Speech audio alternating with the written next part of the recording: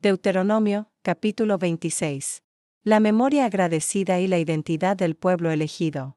Moisés concluyó una parte esencial de su discurso con palabras que no estaban dirigidas solo a la mente, sino al corazón del pueblo. Después de presentar numerosas leyes sobre justicia, convivencia y protección del débil, condujo ahora a Israel hacia el sentido profundo de todo lo anterior, la memoria agradecida y la confesión consciente de quiénes eran y de dónde venían. Este capítulo no introduce nuevas normas complejas, sino que ofrece un marco espiritual que da unidad a toda la ley. Moisés habló al pueblo pensando ya en el futuro, en el día en que entrarían en la tierra que el Señor les daba como heredad.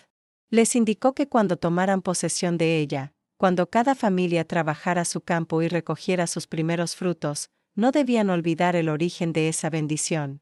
El fruto de la tierra no era solo resultado del esfuerzo humano, sino cumplimiento de una promesa antigua. Cuando llegara el tiempo de la cosecha, el israelita debía tomar una cesta con las primicias de todo lo que produjera la tierra y llevarla al lugar que el Señor eligiera para hacer habitar allí su nombre. Al llegar, debía presentarse ante el sacerdote y declarar solemnemente que había entrado en la tierra que el Señor había jurado dar a sus padres. Ese gesto transformaba un acto agrícola en un acto litúrgico. El campo se unía al altar, y el trabajo diario se convertía en confesión de fe. El sacerdote tomaba la cesta y la colocaba delante del altar del Señor. Entonces, el oferente pronunciaba una declaración que resumía la historia entera de Israel. No hablaba de sí mismo, sino de un pasado común que daba sentido a su presente. Recordaba que su padre había sido un arameo errante, alguien sin tierra ni estabilidad, que descendió a Egipto con pocas personas y allí se convirtió en una nación grande, fuerte y numerosa. La confesión continuaba evocando el sufrimiento en Egipto. Los egipcios habían maltratado y oprimido a Israel, imponiéndole dura servidumbre. En medio de esa opresión, el pueblo clamó al Señor, Dios de sus padres. Y el Señor escuchó su voz, vio su aflicción, su trabajo y su angustia.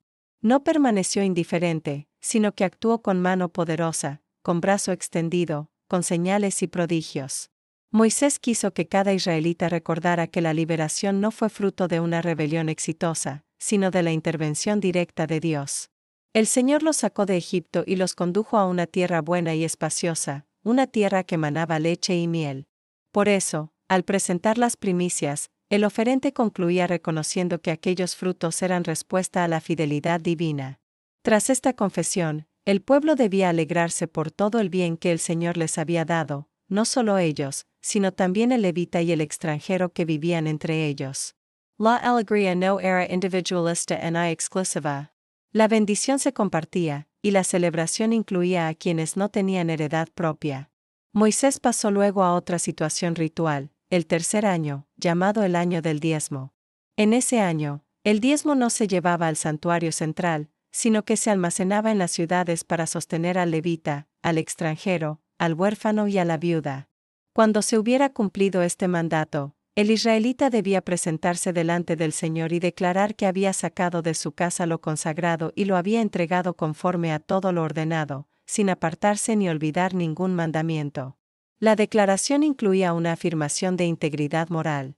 El oferente proclamaba que no había comido del diezmo en luto, ni lo había usado para fines impuros, ni lo había ofrecido a los muertos. Cada palabra subrayaba que la obediencia no era mecánica, sino consciente. Se trataba de una fidelidad que abarcaba tanto el acto externo como la intención interna. Después de esta confesión, el pueblo elevaba una súplica. Pedía al Señor que mirara desde su morada santa, desde el cielo, y bendijera a Israel y a la tierra que les había dado, conforme al juramento hecho a los padres. La oración unía pasado, presente y futuro. El Dios que había liberado, que estaba siendo obedecido, debía seguir bendiciendo. Moisés cerró el capítulo recordando al pueblo el pacto que los unía al Señor. Aquel día, Israel declaraba que el Señor era su Dios, y se comprometía a andar en sus caminos, guardar sus estatutos, mandamientos y decretos, y escuchar su voz.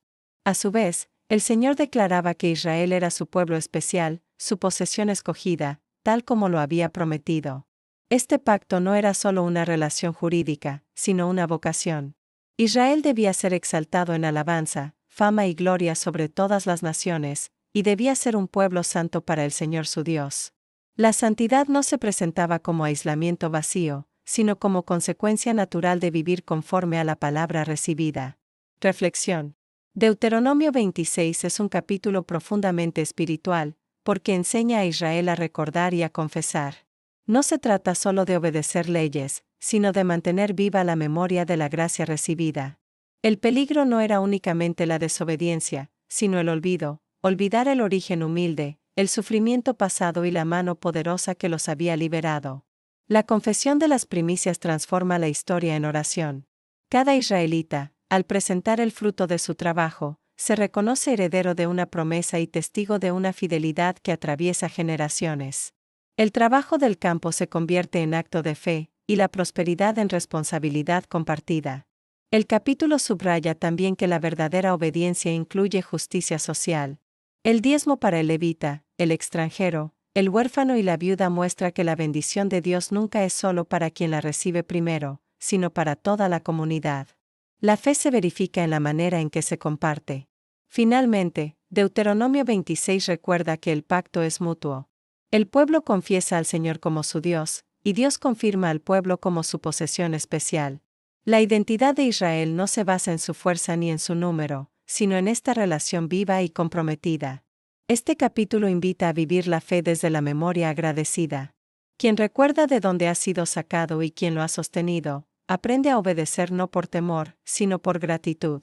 Allí donde la memoria se mantiene viva, la fidelidad encuentra raíces profundas y la bendición puede perdurar. Si te ha gustado el contenido, suscríbete, es gratis y haz clic en el pulgar hacia arriba. Comparte este video con tus amistades y contactos, me ayudas a crecer. Muchas gracias.